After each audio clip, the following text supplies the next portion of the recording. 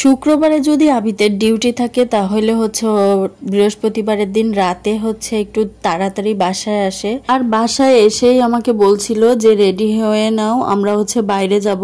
তো আমাদের হচ্ছে একটু বাজার করার প্ল্যান ছিল, তো বাজার করতে যাব তাই বলছিল আমাকে।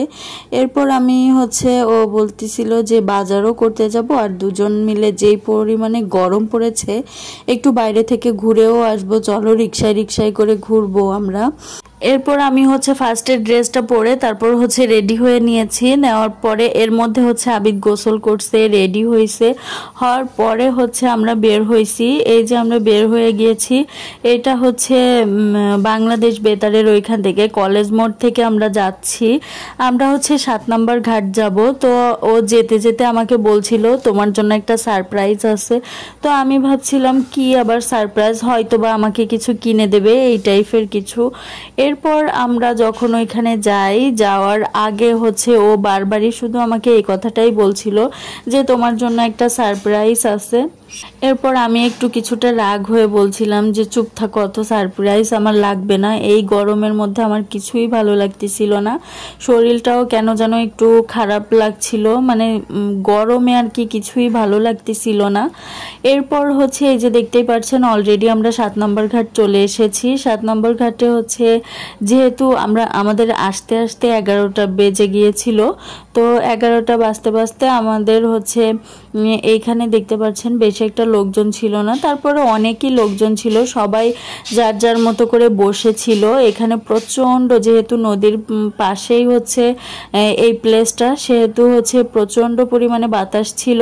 তো আমরা হচ্ছে এই যে এখানে ফার্স্টে হচ্ছে ঝালমুড়ি নিয়ে খেলাম, খাওয়ার পরে হচ্ছে ভেলপুরি নিলাম, ভেলপুরি খাচ্ছিলাম।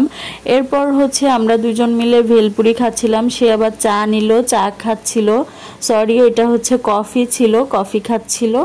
এরপর ও আমাকে বলছিল যে কি ব্যাপার তোমার বোনরা আসতেছে না। তখন তো আমি বুঝলাম যে হয়তো বা তাসলিরা আসতেছে, ওর পেটে না কথা একেবারেই পচে না, ও কোনো কথা লুকায় রাখতে পারে না, ও সব কিছুই বলে দেয়। তো বলে দিয়েছিল যে ওরা আসতেছে। আরো লোক আসছে, তুমি থাকতে কইলে থাকবো, জিজ্ঞেস করে হেলে থাকতে কইলে আমি থাকবো না, মেলা যত 1 ঘন্টা দাঁড়িয়ে হেলে থাকবো, যদি 20 আমি ফোন দিচ্ছি হেলে সালাদ তো হালাই লাগবে। খুশি খুশি ওই ব্যানের পরে নড়লি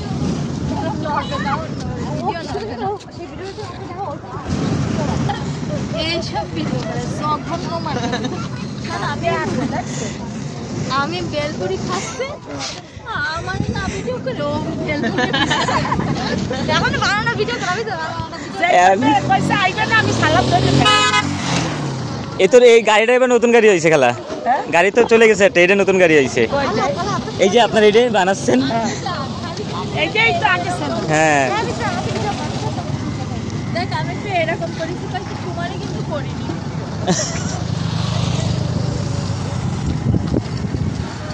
যাক তুমি যে আইসো, এই যে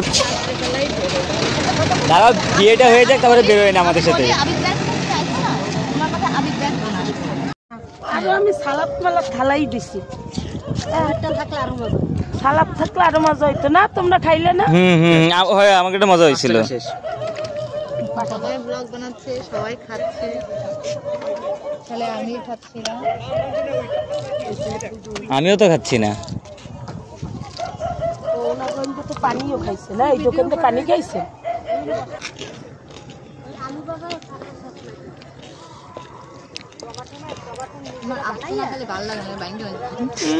দুই আঙ্গুল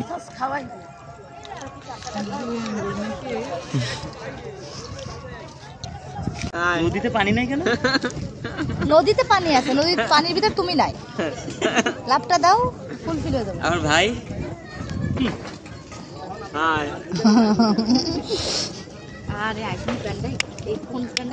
এরকম দুষ্টামি করতে করতে কখন যে 12:30 বেজে গেছে আমরা কেউ টেরই পাইনি।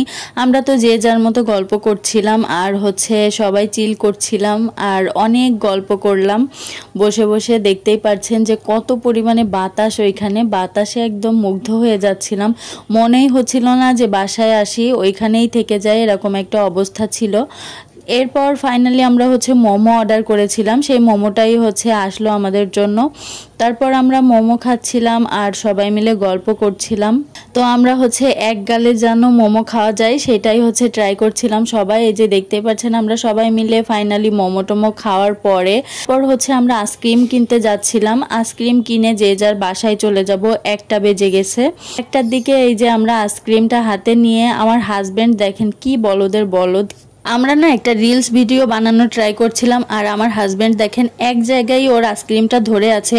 লাস্টে শেষমেশ স্বর্ণা বলল কি যে আচ্ছা ঠিক আছে আল্লাহ হাফেজ, আমরা চলে গেলাম। তো 1টার বেশি বাজে ওরা চলে গেল আর আমরা দুজনও আমাদের রিক্সার জন্য বসে আছি, মানে যে কোনো একটা রিক্সা পেলে আমরাও বাসার দিকে চলে যাব। এরপর ফাইনালি আমরা একটা রিক্সা পেলাম, আমি ওইখানে বসে বসে একটু আইসক্রিম উপভোগ করছিলাম। আর ওইটুকু ভিডিও আমার কাছে এত ভালো লেগেছে কি বলবো। তো আমি হচ্ছে ওই ভিডিও করে তারপর হচ্ছে আমরা এই যে বাসার দিকে চলে যাচ্ছি, বাসার দিকে রওনা দিচ্ছি আর কি।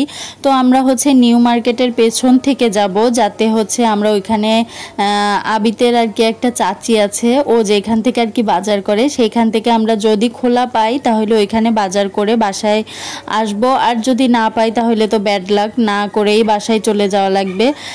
তারপরও এমন মানে বাজারের উদ্দেশ্যে যেহেতু এসেছিলাম, তারপর দেখলাম যে না ওনাদের হচ্ছে বাজার সব কিছু গোছানো হয়ে গেছে। যেহেতু আমরা রেগুলার কাস্টমার, এর জন্য ওনারা হচ্ছে সেইগুলা খুলে আবার আমাদের বাজারগুলা দেওয়ার পরে তারপর হচ্ছে এই যে আমরা আবারও বাসার দিকে যাব। আর বাসার দিকে যাচ্ছিলাম আর আবিদ বলতেছিল কি তোমার কি হয়েছে, তুমি শুধু পটল কিনতেছ, পটল খাওয়ার জন্য, মানে আমার কেন যেন চিংড়ি মাছ দিয়ে শুধু পটল খেতে ইচ্ছা করতেছে আর ঠান্ডা ঠান্ডা তরকারি খেতে ভালো লাগতেছে, ঝোলের তরকারি আর কি, যেটা দিয়ে ঝোল তৈরি করা যাবে। তরকারিগুলা খেতে আমার কেন বেশি ভালো লাগছে, আর গোশ মাছ তো একেবারেই ভালো লাগতেছিল।